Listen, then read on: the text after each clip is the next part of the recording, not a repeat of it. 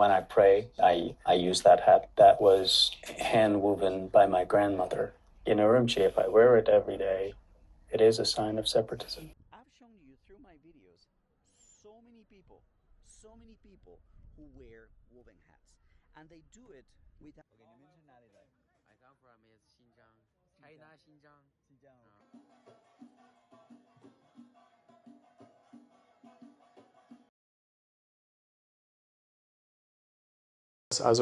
Based on the documents I obtained, speaking the Uyghur language is forbidden at the risk of punishment.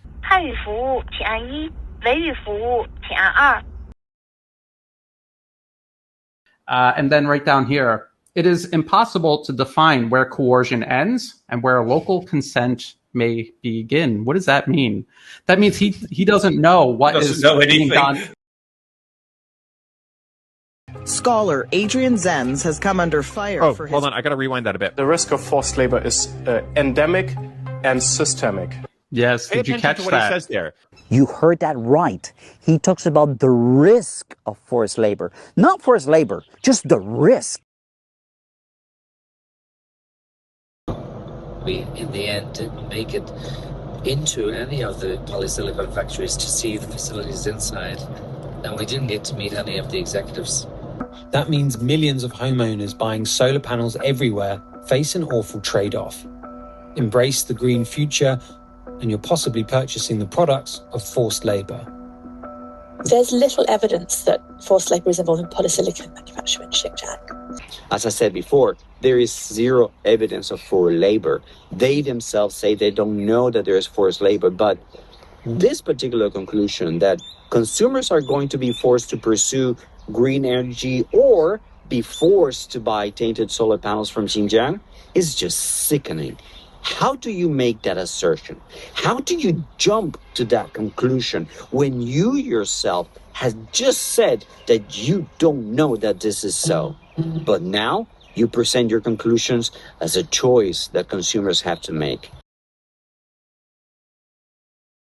Well, I could get on Taobao right now and I can buy some Uyghur labor.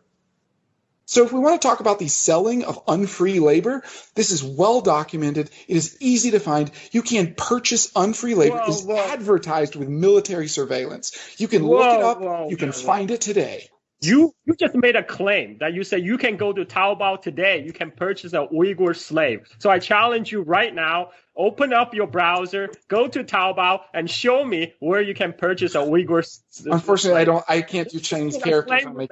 So let's back up your claim right now. This is your chance. You know what? Here's the funny thing. I've met some of them. They didn't have a choice. You met some of them. Yes. Where? In Canada. That would be an interesting thing for me to say. How did you meet them in Canada? I'm just curious, because if they're on free labor in China, how did you meet them in Canada? I can say that I have met someone who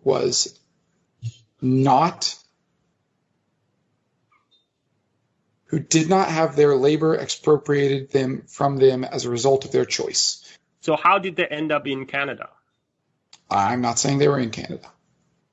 Okay, but so for their own safety, I can't really give. So you are saying you are in contact with a Uyghur in China who is working in the slave factories? No. Okay.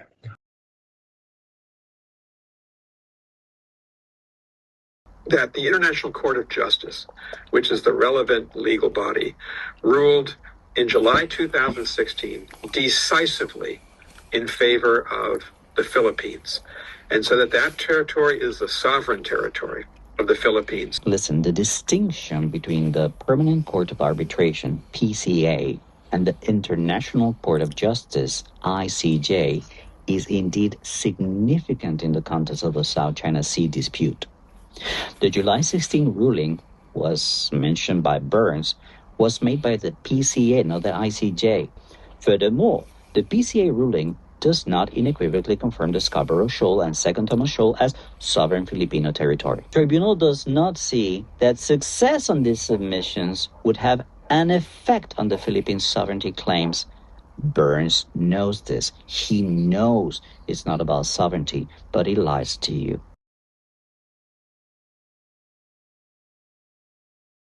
that Jennifer Zheng recently reported that according to their founder, their leader of the Falun Gong, Mr. Li Hongzhi, 400 million Chinese died from COVID since 2020. 400 million. That is more than the entire population of the United States.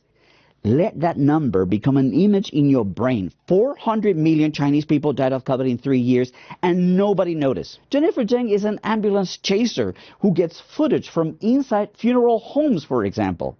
Is that ethical? Okay, that's debatable. But what does she show?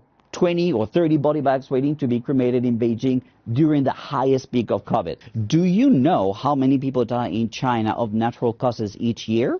Around 10 million. Do you know the death rate in Beijing in 2019? That's pre-pandemic. That's 5.49 per thousand, as you can see here. At 21 million in population, that means 115,000 deaths per year, or 315 deaths a day in Beijing alone. That is normal, pre-pandemic. And Jennifer shows you 20, 30, 50 body bags. And that's supposed to be news?